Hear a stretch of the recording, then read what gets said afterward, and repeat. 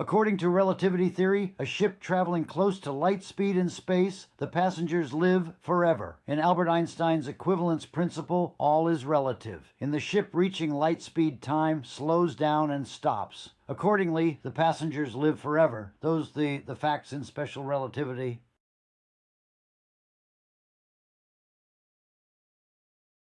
The future, the absence of a bow shock or bubble. On Earth, when a vehicle, like a plane or a boat, moves at high speeds through a medium, it creates a bubble or a bow shock. This is because the atmosphere or water is a fluid with density. The object pushes the molecules out of the way, creating a pressure wave that travels in front of the vehicle. In space, because the vacuum of space is so incredibly sparse, as we discussed, essentially a few atoms per cubic meter, there is no fluid for the spacecraft to push against. The result, there is no air resistance, drag, and no pressure wave to create a physical bubble around your vessel. You are essentially sliding through an empty void rather than carving through a medium. While you won't create a pressure bubble, traveling at a significant fraction of the speed of light, c, does cause strange physical phenomena. Relativistic aberration. As your speed increases, your field of view would distort. Starlight in front of you would appear to shift toward the center of your vision and change color, blue shift, while stars behind you would shift and dim, red shift. Interstellar medium, ISM, interaction.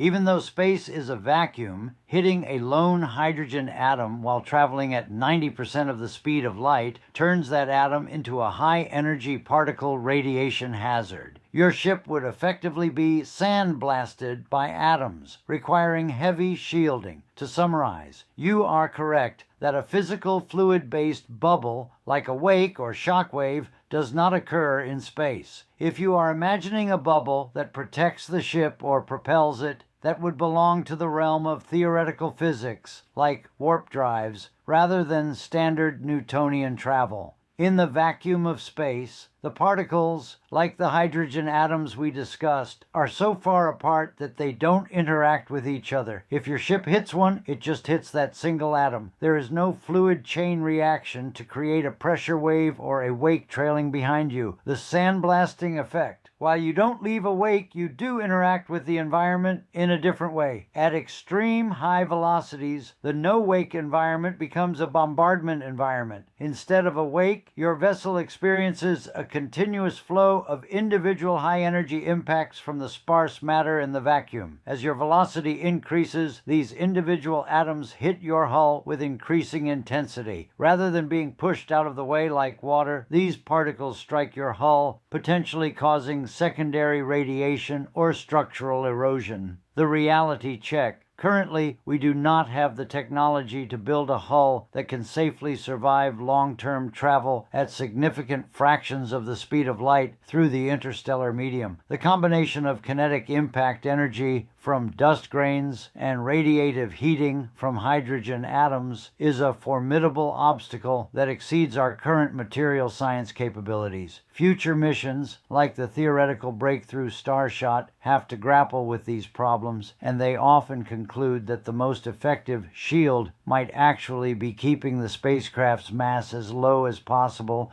and accepting that the probe may not survive a long-duration mission or using powerful magnetic fields that we have not yet mastered. Repulsion, not bouncing. Instead of relying on a physical shape, you can charge the nose of the ship with a high-voltage electrostatic field. How it works.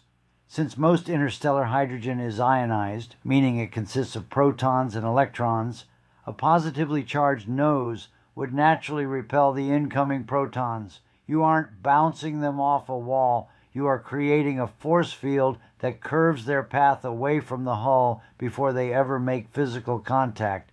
The idea of using magnetic fields to steer these particles away change how you visualize the exterior of a high-speed space vessel.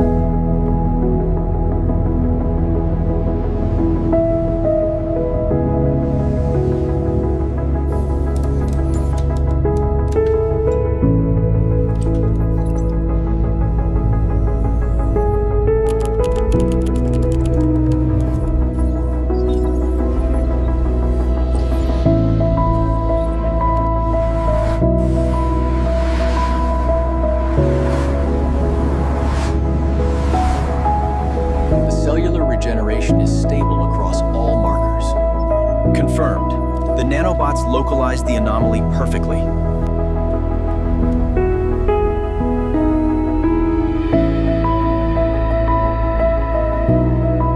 Even after all these years, the view from the 7th level bridge is breathtaking.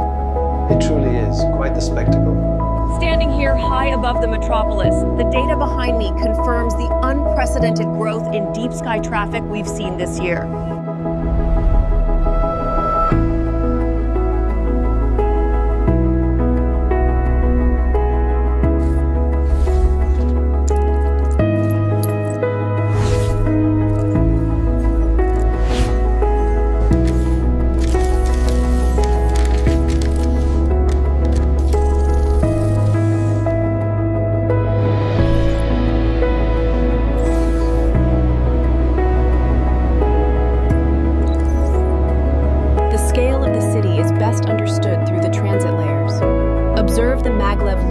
Synchronized with the hover lanes below us. The wheel housing needs to be more aerodynamic. See how the energy flow shifts here. Yes, that should improve the lift ratio significantly. The scale of the city is best understood through the transit layers. Observe the maglev loops synchronized with the hover lanes below us.